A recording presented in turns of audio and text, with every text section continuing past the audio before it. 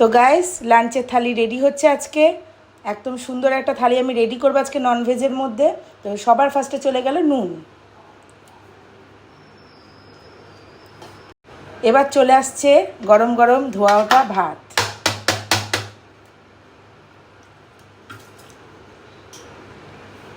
এবার চলে যাচ্ছে কাঁচা লঙ্কা, পাতিলেবু, তারপর চলে যাচ্ছে গরমে শসা।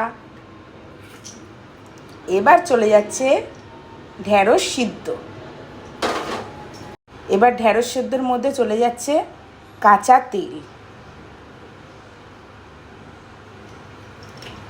এবার হচ্ছে ইঁচড় আলু দিয়ে চিংড়ি মাছের মাখা মাখা ঝোল, মানে গা মাখা ঝোল যেটাকে বলে। এবার চলে আসছে হচ্ছে রুই মাছ পটল আলু দিয়ে পাতলা ঝোল। এবার যাচ্ছে হচ্ছে গরমের চাটনি, আমের চাটনি, যেটা ছাড়া তো পাত ইনকমপ্লিট। আরও আছে হচ্ছে টক দই, যেটা গরমে তো দরকারই দরকার। তো বন্ধুরা, জায়গা একদমই হচ্ছে না, পাত পুরো ফুল হয়ে গেছে। দেখেছো কি ডিলিশিয়াস একটা থালি রেডি হয়ে গেছে আমাদের।